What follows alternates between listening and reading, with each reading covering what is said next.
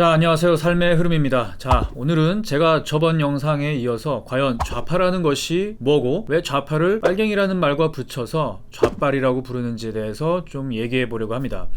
이전 영상 좌파는 정의로운 사람들이 모인 곳이다를 안 보신 분들은 꼭 그것을 먼저 보고 이 영상을 보시기 바랍니다. 자, 일단 먼저 공산주의 혹은 사회주의가 무엇인지에 대해서 간단히 쉽게 정리해 드리도록 하겠습니다. 공산주의와 사회주의는 엄밀히 말하면 다른 영역의 명칭이지만 사실 둘이 뗄래야 뗄 수 없는 관계이기 때문에 그냥 쉽게 같은 걸로 취급해서 설명하겠습니다. 많이들 아시다시피 공산주의는 칼 막스의 자본론에서 시작되었다고 알고 있습니다. 칼 막스 아시죠? 이런 사람입니다. 엄청난 한량이었죠.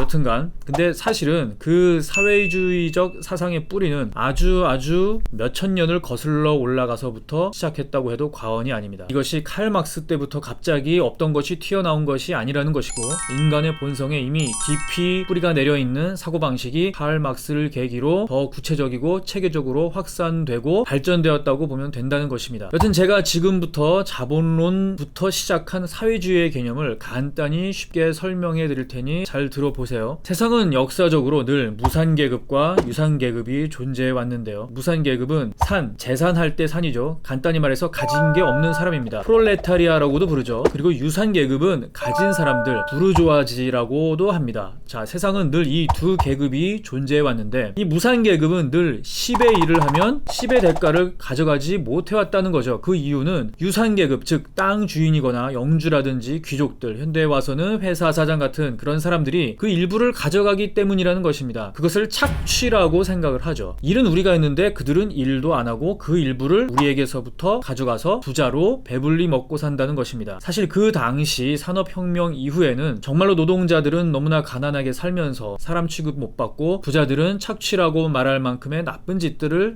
많이 하면서 살던 시절이었죠.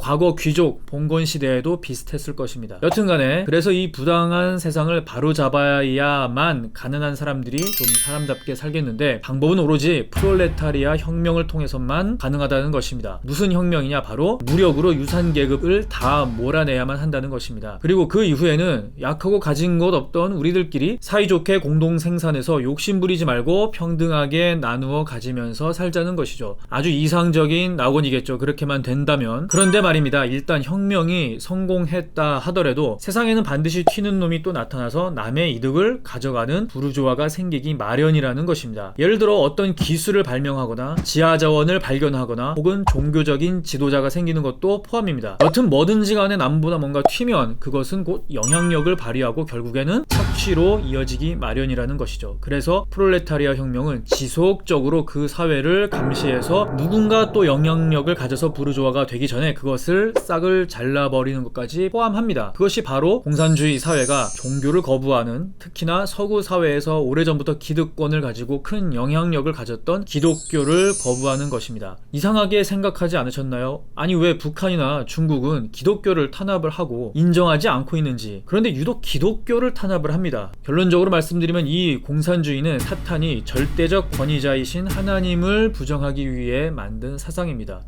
이것을 아셔야 합니다. 인간이 스스로 유토피아를 건설하겠다는, 즉 스스로 선의 기준이 되어서 하나님 없이 이상적인 지상낙원을 만들 수 있다는 인본주의에서 출발합니다. 인간 이외의 어떠한 권위를 인정하지 않는 것이죠. 그리고 그 뿌리는 창세기에서부터 나옵니다. 자, 이런 큰 흐름은 차차 설명드리겠고요. 여튼 이렇게 혁명을 통해서 평등한 사회를 만들게 되면 그 평등한 사회를 유지하기 위해서 지속적인 감시와 혁명이 이루어져야 합니다. 그런데요, 사람이라는 것이 그 숫자가 많을수록 생각이 일치하기 힘든 게 정상입니다. 그래서 어떠한 일을 평등하게 결정한다는 것이 사실 쉽지가 않죠. 누구는 이 방법이 평등하다, 누구는 저 방법이 평등하다라고 생각하게 되거든요. 평등한 사회를 유지하려면 어떤 방법을 가지고 논의를 하는 과정에서도 지속적으로 평등한 하나의 결론을 내리고 그것을 온 국민이 따르게 만들어야만 합니다. 누군가 튀어서 그 평등한 생각과 결론에 토를 달아 의견을 분열시키고 나아가서 새로운 영향력을 가지는 세력이 되면 안 됩니다. 그래서 공산주의 사회는 필연적으로 일당 독재가 생길 수밖에 없는 아이러니가 생깁니다.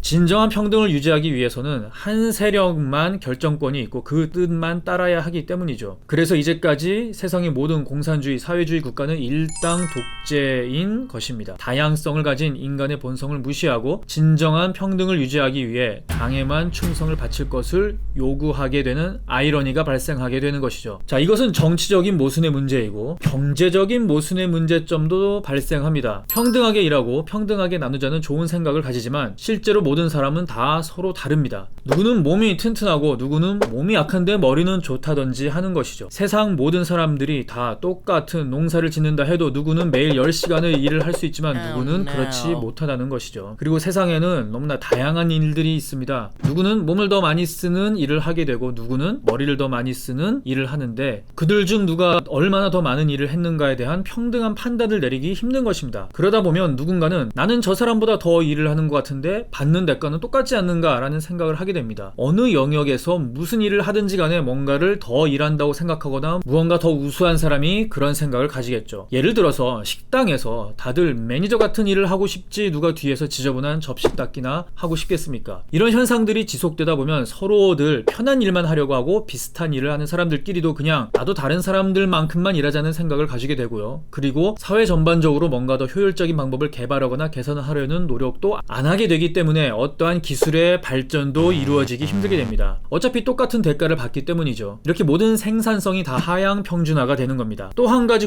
공산주의는 공동 소유입니다. 밭도 공장도 모두. 그래서 내 밭이라면 밤에 태풍이 분다면 자다가도 나가서 피해가 나지 않게 어떠한 조치를 취할 테지만 공동 소유의 개념이기 때문에 굳이 자신의 시간과 노력을 희생하면서까지 어떠한 일을 더 하려고 하지 않게 되는 거죠. 렌트카가 더럽다고 세차하고 왁스 먹이는 사람 봤나요? 없죠. 여튼 그래서 이제까지의 공산주의 사회는 모두 점점 가난해지는 경험을 하게 되었습니다. 이런 것을 바로잡기 위해서라도 일당 독재의 강한 힘이 또 필수적이 되어버렸죠. 생산성 저하, 효율의 하향 평준화를 막기 위해서 강압적인 방법을 쓸 수밖에 없어진 것입니다. 자, 여기 또 한 가지의 공산국가에서 볼 수 있었던 예가 있습니다. 자, 자본주의 사회에서는 서로 격차를 느끼게 되는 것 중 하나가 좋은 차, 좋은 옷, 좋은 집 등 어떠한 그런 소유의 불평등에서 나오게 되죠. 그래서 공산국가는 대부분 생필품을 평준화하게 됩니다. 배급을 하는 것이죠. 예를 들어서 옷도 학교에서 교복을 입듯이 다 비슷한 옷을 입는 것입니다. 그렇게 사회를 전부 서로 비교할 것이 없게 평등하게 만들어 버리려고 하는 것이 사회주의인데요. 사람은 절대로 그런 똑같은 것에 만족하는 존재가 아닙니다. 그래서 누군가 신발에 조그만 장식을 하기 시작했습니다. 마치 같은 교복을 입어도 조금씩 수선을 해서 조금이라도 멋지고 이뻐 보이고 싶어 하듯이요. 이렇게 배급품들을 조금씩 바꾸는 것들을 하게 되고 그런 것들을 또 구하고 파는 사람들이 생겨나기 시작합니다. 나라에서는 그런 것들 보다가 그런 것들이 심각해지자 단속을 하기 시작하고요. 이런 사회 평등을 위한 단속들은 삶의 전반적인 세세한 부분까지 이르게 됩니다. 그러나 그럴수록 오히려 그런 단속을 피하기 위한 불법과 편법이 더 많아지고 뇌물을 쓰는 사회 풍조가 생깁니다. 인간의 다양성과 남보다 자기